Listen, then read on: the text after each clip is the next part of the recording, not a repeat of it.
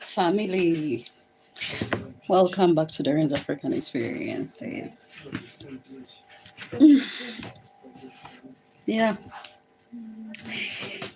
I think I've come to the conclusion that I should stop making excuses. Yeah, I should stop making excuses and go back to the gym. Yeah, at least I've had a couple cheat days. I've relaxed. I've been free.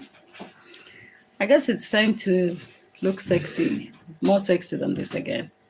So starting from next week actually, I'm gonna check into a gym and be consistent for 1 month.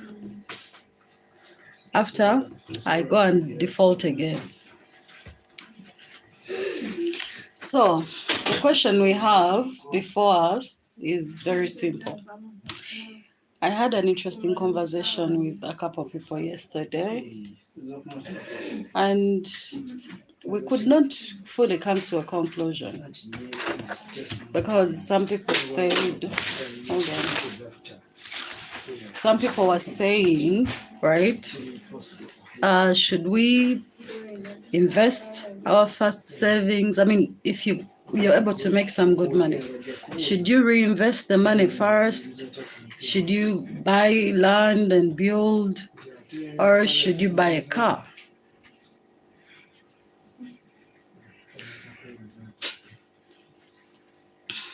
Now, this is advice that's going to come from someone that's actually done all those things before.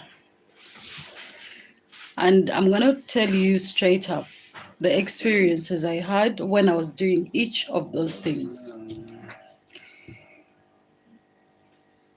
One, if you are building for the first time, I would not advise you to build a residential house. Building is good, but land better. Having land is better. Building is very costly. The amount of time it takes for you to generate that money that you've put into that building, the amount of time it will take for you to generate that money is so long, you'll be frustrated, especially if you think that should be your source of livelihood. Construction or building a house should be one of those things you do towards retirement. Yes, some of you don't want to hear this. If you are building a residential house, I would not advise you to build a residential house with your savings, with your first savings. I would otherwise advise you to buy land. Not to buy and keep, but to buy, hold, and resell. There is good money because the price of land keeps going up. Like you could buy land today at 30M, and in a month's time, the value has gone up. Third, the cost of land purely and completely depends on who is buying. I could be rich and I'm interested in your land, and you can sell it to me at 30M. And then if you fail to find buyers, you can sell it still at 25M. Or if you find someone who can even give you up to 40M. So the value of land is completely dependent on who is buying. And obviously location is important, but who is buying is very crucial. Yes. Land is one of those things that keeps increasing in value, whereas people's tastes keep changing in renting, in the world of renting, because people are only able to rent based on their income. So the only people that are making good money in renting are people who are building apartments.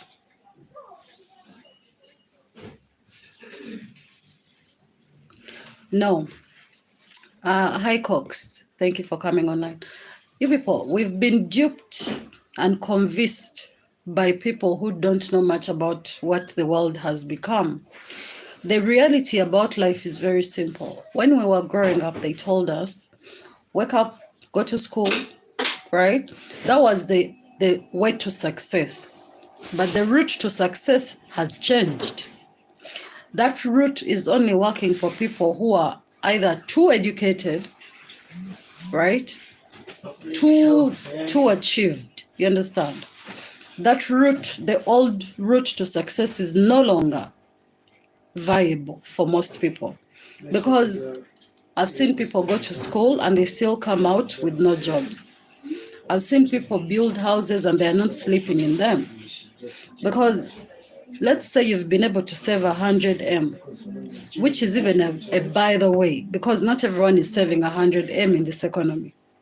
So 100 million, if you're going to buy land anywhere near Kampala, you're going to spend not less than 50 million. Yes. Hi, I cannot pronounce your name. I think it's Longs. So if you're buying land near Kampala, it's going to cost you a minimum of 40 million and maybe a maximum of 70 million. So if you have 100 million, what the cost to build is even higher than the cost of buying land. Oh, hi Ali. Now, if you get that 100 million, okay, let's say you've bought land for 40, 50 million and you hold it, and you get the 60 million and invest it, right? And keep investing it back and forth while you're holding your land. Now, this is advice for people who want to buy, especially land that is titled. It is safer. So, if you go ahead to use whatever money you've saved to build, then, thank you, Longs, then after that, you're going to struggle now to find capital. Then you have now to struggle finding a job. Yet you could have just used this money, because we're living in a friendly economy that allows you to invest. Uganda is a good place right now for investments because we have a high market of consumers. So the cost for you to construct a residential house, it is useless for you to construct a residential house. Residential houses are meant to be built towards your retirement, whereby the amount, if you happen to build, let's say, let me give you an example. If you happen to access land in Chira, so Chira, the distance from Chira to where you'll be working is, chances are high it's going to be long, right? So the cost you're spending in transportation and fuel to move to Chira back and forth is actually an equal amount or even higher than the cost you would have spent if you rented a house near your job. A decent house, you know. The only houses I would advise anyone to build are apartments. At this point, it's apartments, not rentals, not residential houses, apartments.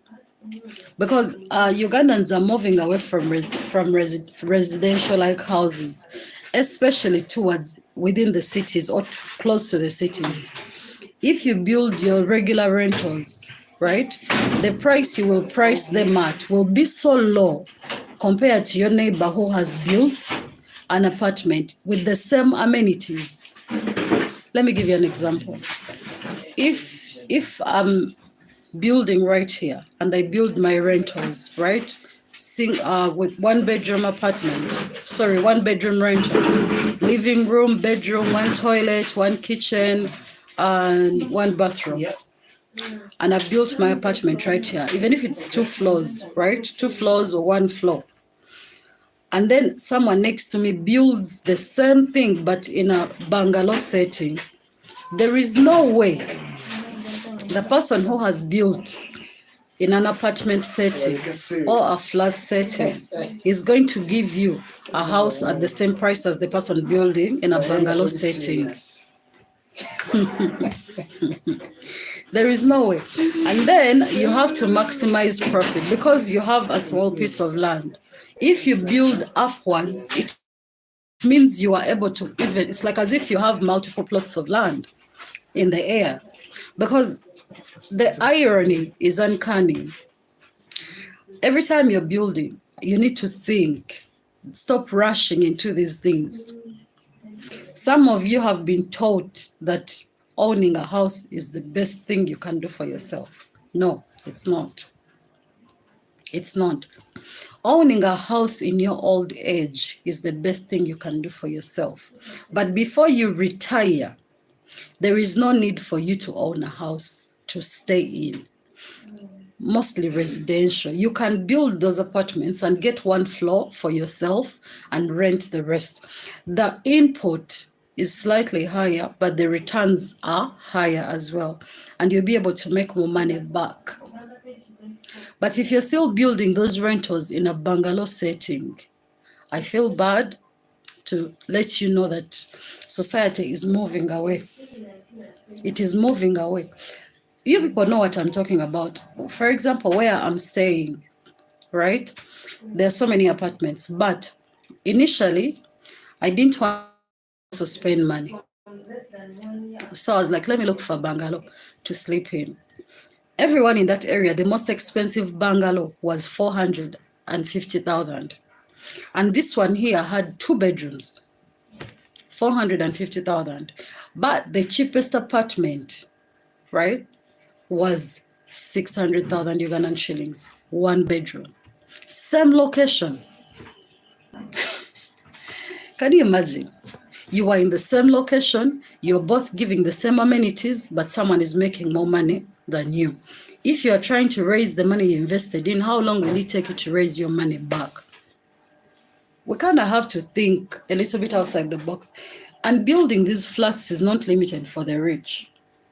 It's not that you have to have so much money to build a flat. No, not in this country. You can build slowly. You can do 1 floor first, leave space for the next floor. People can even move into the ground floor before you even finish. And then you use the money they are paying you to continue building upwards. So we have to be smart as we make investments. If you feel like you are buying land that is going to cost you above 30 M, please don't build a bungalow on it. This is why when you are selling this land later in the future, whoever is buying cannot give you value for your house. When in the world of construction, when we are selling or buying land, and you happen to find someone who is selling land that has a small house on it, a bungalow, there is very, very little value to that. And the person often tells you, I'm interested in buying the land, I'm not interested in buying your house, because I'm going to demolish it anyway. You understand? Back in the day, these things were viable, but we are living in different times. You have to think smart. Now, those who are saying buying a car, those who are saying, if I make my first big money, I'm buying a car is not an asset. A car is a liability, by the way. I know some of you are going to argue with this. Let me tell you, a car is not a necessity. It's not a basic necessity. It's a liability, especially if you're living in the city. Because we have things like Uber, where you can literally, if you wanted a car, you can easily rent a car. You can easily Uber out. So the cost of owning a car is so high in that after you buy that car, you have to fuel it, you have to service it, you have to maintain it. First, secondly, you are in Uganda or in Africa where people drive like they're crazy. There are no proper rules for traffic roads. So you'll buy a car this week, and in a month's time it will have such a bad accident, which will require you close to half the money you invested to fix it. So that's why I call a car a liability. So for me, I wouldn't advise anyone to buy a car with their first savings or with their savings.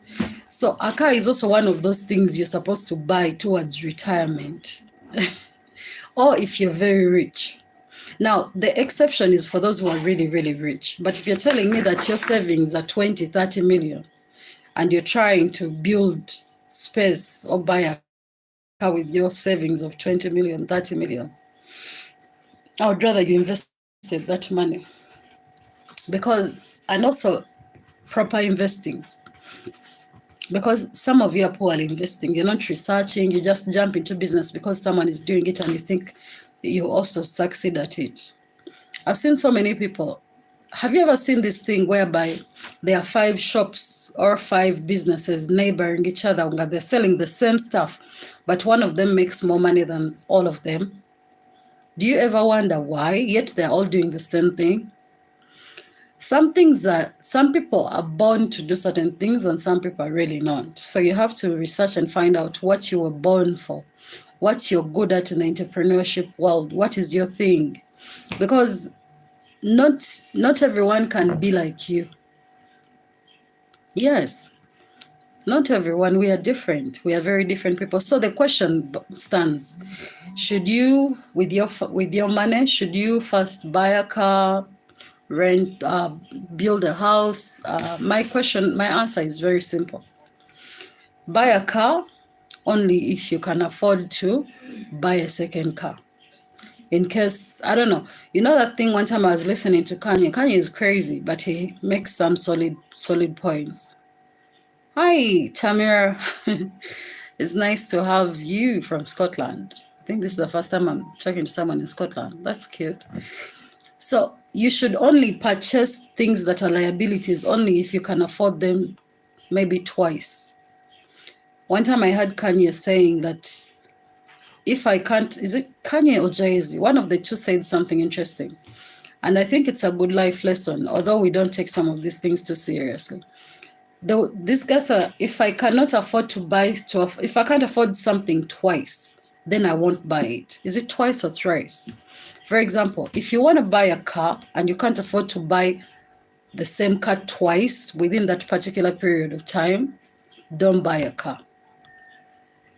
I think it's some kind of security, you know. I know some of you are going to say insurance, but you know insurance in Africa is a scam. I don't know about other countries, but in Africa it's a total scam, you know. So at the end of the day, we kind of have to reason a bit more maturely. Yes, you want to flex. Yes, you want, because some things are all about flexing and showbiz. But at the end of the day, we kind of grow. We do grow. So my advice for you who cannot afford to build, not even these people who are buying land far out, very far out, don't build on that land. Just buy it and probably use it for farming. Because farming is going to generate money for you. In the long run, you'll be able to make your money back, you know. Build a farm on it. It can be an animal farm, an actual farm. Don't waste your money building on land like that. But then you won't listen. Of course, you think I am poorly talking to you. But there is not, now this is also towards, for those people who are leaving African countries to go to the Arab nations to work. You are making probably 20 million in your entire contract. Probably 20, yeah. And you want to get that 20M and build a house, then what after? Start a small business that's going to give you pocket change for the next 2 to 3 years that can't even sustain you just because you think you are not paying rent. By the way, when you look at life, the cost of rent should only depend on what you are doing in a location. Let me give you an example. You have no business living in Kololo if you have no business there. You know, if you don't have a business that can actually support that house there. Rent and spend within your means. I don't know if you get my point. And the moment you realize that your expenses are overshadowing your income, then get more sources of income. Add onto your sources of income if you don't want to change your lifestyle. But do not live a lifestyle that your income can't support. Because at the end of the day, we are struggling. We are struggling out here, and it's not easy. But you have to find a way to live a life you can afford.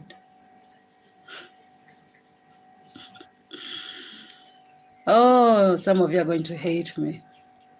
So, things that are a liability, learn to live without them.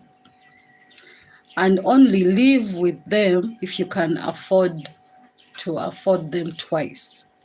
Instead of complaining to us, my car broke down, oh God, what am I going to do in this economy? The car. Who told you to buy the damn car if you can't manage it, if you can't afford it? you know. I know it's a mean thing to say, but sometimes I know people who, and now that's the problem. If someone has been driving, you cannot convince them to use regular or public means again because they feel like it's a degrade and they are so above that, so they cannot live that life again. So they will choke on these debts, they will choke with this old raggedy car just so they can have a car.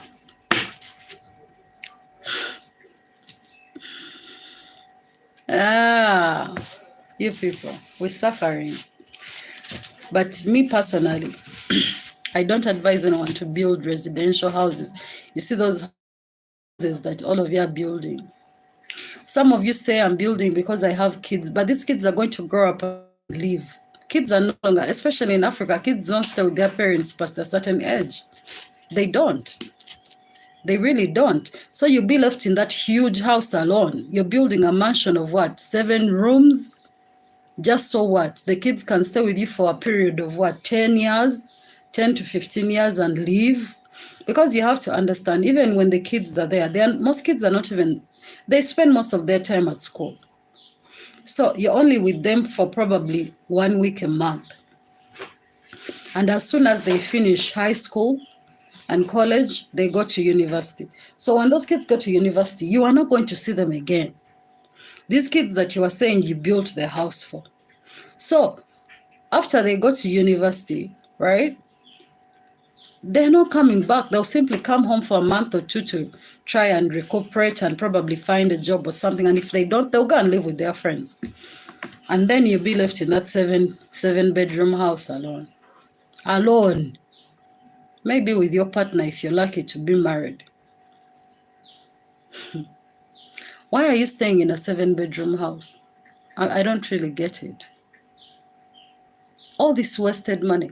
Yet you could have just invested that money and probably in your old age, you have businesses that are giving you returns to travel the world, and just rest and truly retire. Some of you just doing things, I don't know, for society. But the ugly truth is all these things are just useless. At the end of the day, if you are not happy, if you're not living to your full potential, it's pointless. All these cars, you're buying 5 cars. Nigga, why are you buying 5 cars? I understand millionaires and billionaires are doing these things, but why? Why? You can have 2 cars, that's okay. 3 cars maybe. If you have kids and they're using the car, your wife has a car, you have a car. And then the third is for the kids. So, you don't have to be running around and everyone is mixing up in each other's program. But 5 cars, 6 cars, 7 cars. Because last I checked, when people sell you cars, they tell you have to drive them around to keep them active, to avoid them from something. Because they even warn us to avoid buying cars that's been in the bond for so long, especially those second-hand cars. Because they have issues. They do. So you're holding 7 cars for what? You could have just gotten money for 3 of those cars and invested it somewhere and have returns, and you go live your life. You go and travel the world. If you don't want to travel the world, do some charities with that money, Give it away because it's as good as you've given it away or wasted it. I guess we are different though. But me, after having built a house at some point in my life and realized that that was a big mistake, I would not build a house again. So the project I plan to do is going to be like a villa, a couple of villas, for tourists. Actually, for some of you that's watching me, because I'll be hosting some of you. And of course, you'll pay me. So that will be a business. If you are saving money to build those small rentals of 1 single bedroom, 1 bedroom what? Within this Kampala, you're wasting your money. Because sooner or later, these are the people who are defaulting on rent. By the way, it's very hard to find someone who is sleeping in a house that costs above 600 and 700K defaulting. because most of them are under so much pressure. They always have to make sure they have that money, because most of these buildings are very serious. They don't, you don't even know the owner of the building. Like, you cannot negotiate, you can't explain to anyone your problems. Like, people have you banking money.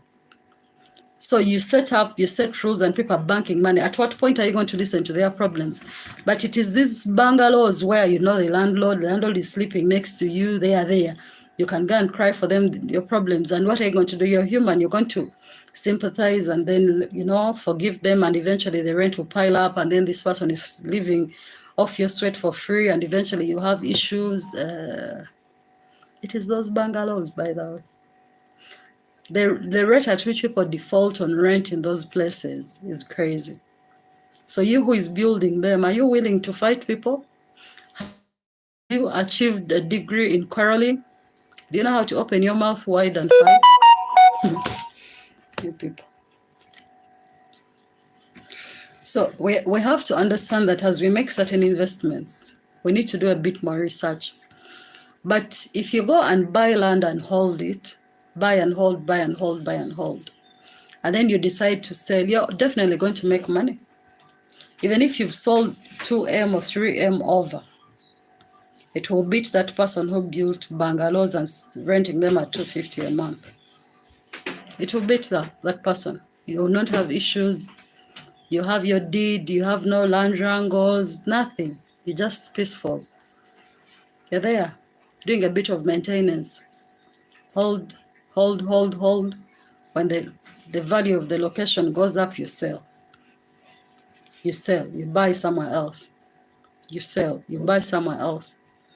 It is going to be more peaceful for you than building these rentals. The cost of construction is very high, no matter what people tell you. It's very, very high. And we have now new taxes, Manya landlord tax, Maya rent or what, Maya. We have a couple of taxes going into that, but the only tax you get off your money as you sell the land is, you're not even the one going to incur. It's the person who is transferring the title into their names. They will pay the tax, not you who is selling. It is the buyer. Anyway, what am I saying? I have a pimple here. I have a lot of good news. Like, I have so much good news. Like, I have so much content. If I decided I could post a new video every day. But you people, you cannot watch all the videos. So I'm just being smart about it, and I'm posting every after one day for 1 month. And after that, I'll be posting 2 videos a week. Starting from mid-Feb, I'll be posting 2 videos a week. But for now, I'm posting one video every after one day. I'm trying to make up for that 1 month where I didn't post, because I was expected to post about 8 videos. So I need to also make up for that gap. That's why I'm posting 1 video every one day. Yeah. So that's why you don't see me much on lives. I have nothing to tell you. You're grown-ups. You don't need me to tell you anything. For those that are asking me about iron sheets, oh God, my battery's running low. Oh, give me a minute. Oh God, good God.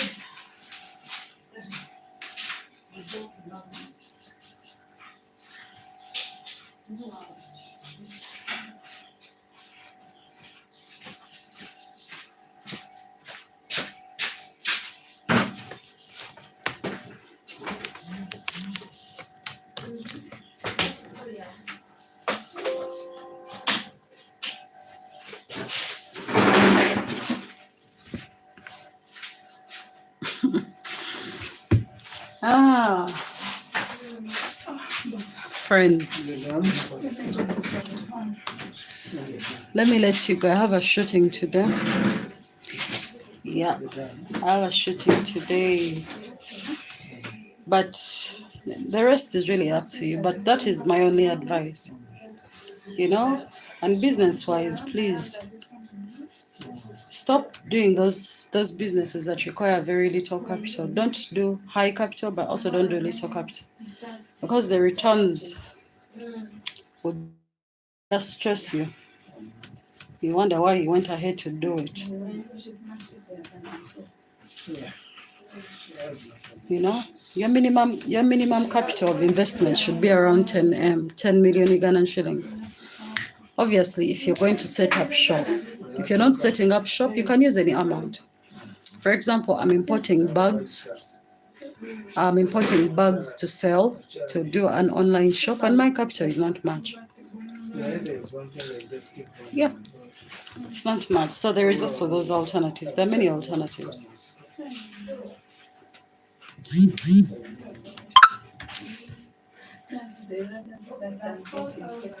Mama, mama,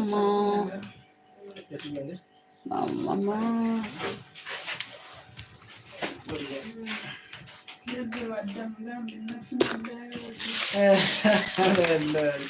Ensi yonna ekkuulidde ng'olimba.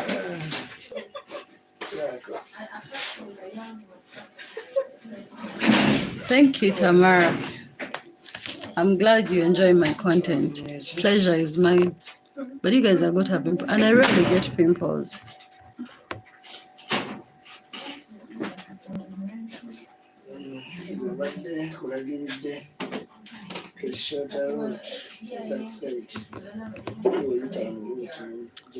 The aim for my channel is many things. I'm going to resume that construction content for you people, but when the year starts out, I want to update you on every single price I can and give you locations and everything. Oh God, I'm going to shoot something so nice today. Furniture, like top quality furniture. That's what I'm going to shoot today, but I'll upload that one like later in Feb. I have so much content, and everyone, I have to upload it in the order in which I shot it. And on Monday, I have an appointment with Uganda Bati. Like, I have so many appointments coming up. So I have so much content coming, and you guys are going to enjoy it. Because, man, I've been riding on big people. 2024, we are not sleeping. We are making serious moves. So I hope you're looking forward to every video I upload. The quality is amazing. I've made changes with that, and I'm continuously making changes. I told you every year I'll make it a point to grow. Yes, and we shall grow together. Thank you for sticking by me and always watching me. I'm trying to incorporate a digital shop here for, I don't know, for my charities, because I intend to launch a charity organization before the year ends. I have so much to do. You have to understand, life is very short. Whatever you do in life, always try to give back. Always make sure that giving back is part of your lifestyle. You know, as you elevate and grow, it is selfish of you to grow alone. So always try to do some good. It doesn't have to be much, but always try to do some good. You know, it makes a difference in the world. Hi. It was nice meeting you. She's coming back tomorrow. Oh, she'll see me. As you go through life, understand that sacrifices were made for us to be here. Yes, especially as a Black community, sacrifices were made. So as we progress through life, we have to always think of people who are also working hard, but they've not yet made it anywhere. People who are a little bit having issues and shortcomings. So we have to always lift each other up. It is imperative that we lift each other up. It does not serve you any purpose to elevate alone. It doesn't. I understand people sometimes are twisted, but helping here and there, it makes a change. We have to make a difference in this world, because the only difference we make shouldn't just be our development. It should also be helping people. So me, it is part of my lifestyle. Hello, Winnie. How are you? So I will launch my charity organization somewhere this year. It won't be much. It will be the same things I've always done, feeding the elderly, uh, keeping a few kids in villages in school, especially the girl child, and providing sanitary towels to the girl child. Now, you have to understand that education might not be the key to success anymore. And education might not be as important as we elevate it to be, but it is crucial for the girl child. Every time the girl child has a lot of free time on their hands, they are going to be wasted. They become wasteful. They become easily accessible by predators, by these men who are out there hunting children, using them. They become targeted by some of their parents whose aim is to use them to make the next pocket change. Yes, because we still have locations, you know. Let me speak for my country. We still have people in local or rural areas where parents are exchanging their young daughters for food, for a little bit of maybe goats, I don't know, animals, for a little of prestige, what they call prestige. We have these things happening. And why? Because most of them usually start like this. The girl is not even studying. So what is her purpose? You know what I mean? And so it's very degrading. The girl child has been limited to be used as a form of exchange for something. Especially some of these girls are very young. So what happens to them is that they get married young. Imagine someone being given off as soon as their first period comes. To very old men. Some of these men are very old, you know. So we have serious issues. We have serious problems with communities. Now, when you reach out to some of these locations, especially when the girls are still young, because education in villages is very cheap, you know, we have people paying school fees as low as $30, $28, $25. Can you imagine? And that's their school fees, you know. So if you keep them in school long enough, you're buying time for them to mature and grow and discover themselves. You understand? So that's one of the things I want to focus on. And obviously there is so many girls out in rural areas, majority that can't even afford sanitary towels. The girls are having periods, but they're using torn out clothes to block the blood and stuff like that. You know, they're so uncomfortable.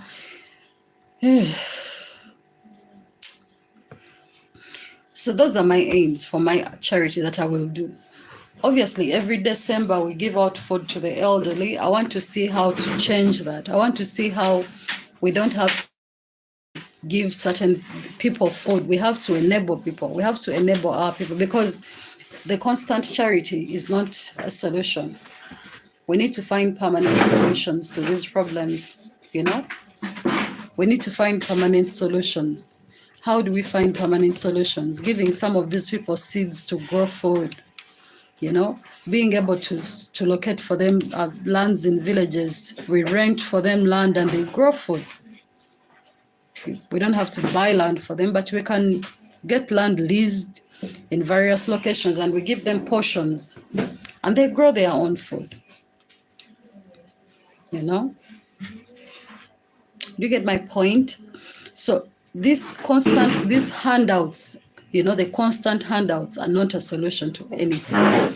But if you want to teach someone how to eat, teach them how to fish. So we need to teach them how to find food. How do you find food so that you have a constant... Yes. Are you done? I'm working. But it's very, very slow. I'm not slow. Check the system. Hey, I made I was your friend at 9. In one day? Holiday. Let the same. Right, just come and take. And she's working with someone. She's not working alone. But you're very slow and you came late. The system has been off. We've been coming every single day complaining about the same thing. You came at 11. I didn't come at 11. I came at 10:40. and it rained in the morning. So for us, you train. I stay very far. That's not a point. It is. I don't have insurance. If I get sick in the rain, how am I going to survive? But I'll work on it. I will. So, like I said, as we go on, solutions have to be found, permanent solutions. Okay?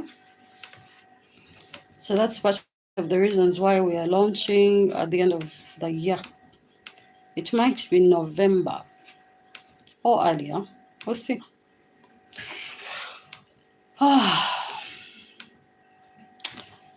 Nothing in life is easy.